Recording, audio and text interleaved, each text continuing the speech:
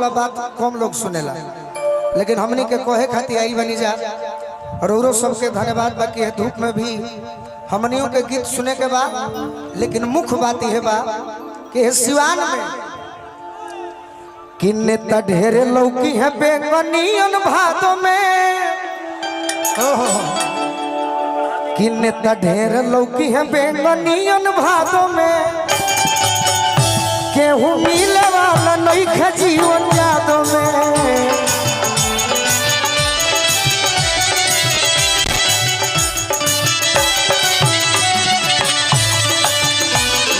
ढेर लौकी है बेंगनियन भादों में, केहू मिले वाला नहीं खे जीवन यादों में, केहू मिले वाला नहीं खे जीवन यादों में।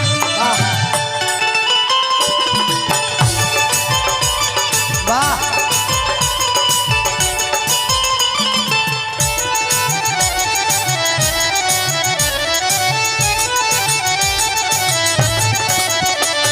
ढेर लौकी है बेंगनियन भादों में, केहू मिले वाला नहीं खे जीवन यादों में।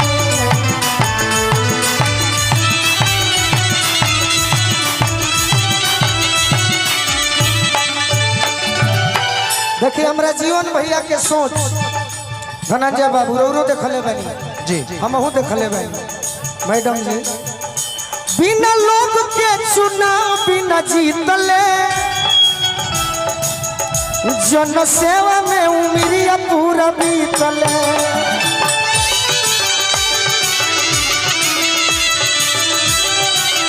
भैया देखिए, अगर बात अच्छा लगे तो हाथ उठाइए एक बार। जीवन भैया खाती गाना बजाना कभी भी हो जाए, यूट्यूब पर सुन ले, लेकिन आज मुख्य बात पर गौर करो भैया। सुन पहला बार मौका मिलल बा, और जी बा हमार मर्जी बराऊ ना चुनब नीमन तो चुना जाए बाबू। क्या बात ऐसे कहते हैं कि बिना लोग के चुनाव बिना जीतले, जन सेवा में उमरिया पूरा बीतले, जन सेवा में उमरिया पूरा बीतले, अरे जन सेवा में उमरिया पूरा बीतले। और ना तो रौरा देखले हो लोग आवे नहीं जीतला के बातों में। क्या बात है, अभी रौरा के फुसलाई जीतला के बाद लोग को ना करी, लेकिन जीवन भैया चुनाव के पहले भी और रौरा सबके बीच में बानी, और चुनाव के बाद भी रौरा सबके बीच में रहो। लोग आवे नहीं जीतला के बादों में, केहू मिली नहीं हमारा जीवन यादों में।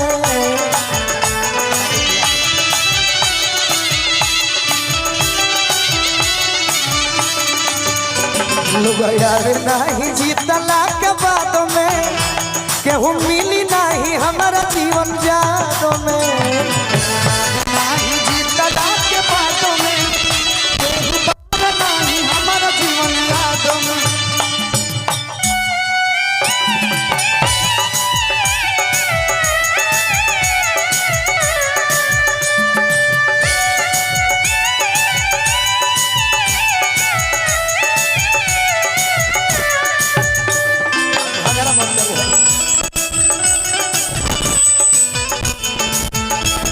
जगह पर चल गया।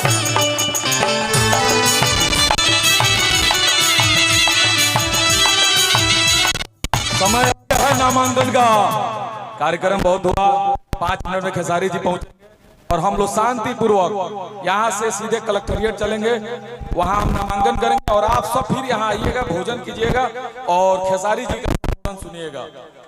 धन्यवाद।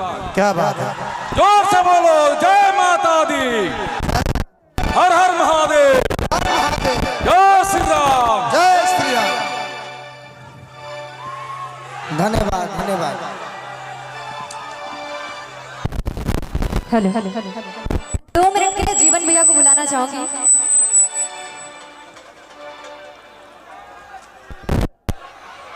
जब से यहाँ पे आए हैं हम तब से बस आपकी तारीफ सुने जा रहे हैं और इतनी तारीफ आपकी सुनी है हमने। ये जनता है, इन्हें देखकर मुझे लग रहा है कुछ आप तारीफ के काबिल हैं, क्योंकि कोई किसी के लिए आज धूप में खड़ा होने के लिए तैयार नहीं होता। आज जितने लोग यहाँ पे खड़े हैं वो अपनी मोहब्बत अपने प्रेम के लिए खड़े हैं और वो प्रेम है यादव।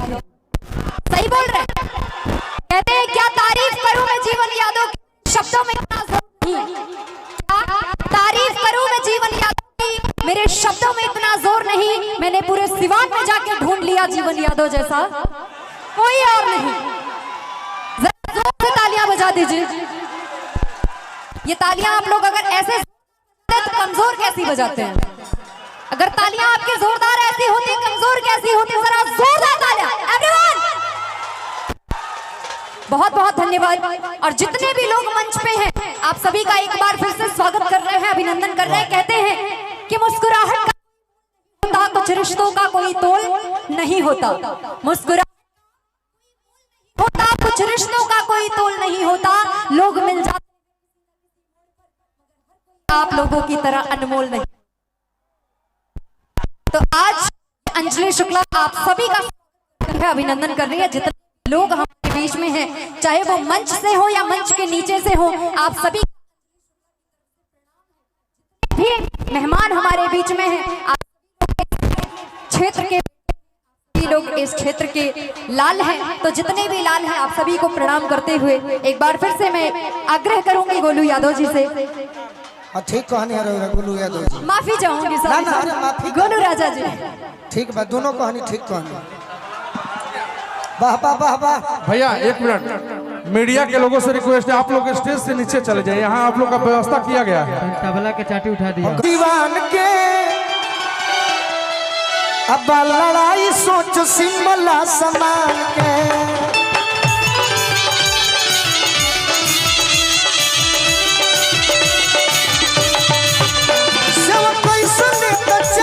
सिवान के लड़ाई सोच सिमला सम्मान के।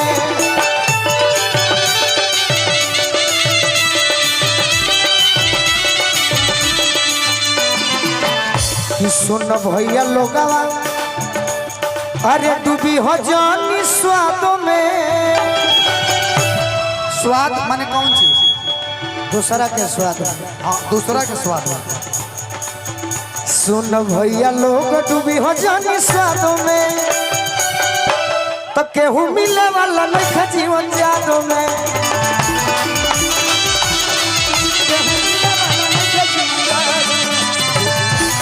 हो जानी स्वादों में, केहू मिले वाला नहीं जीवन यादों में।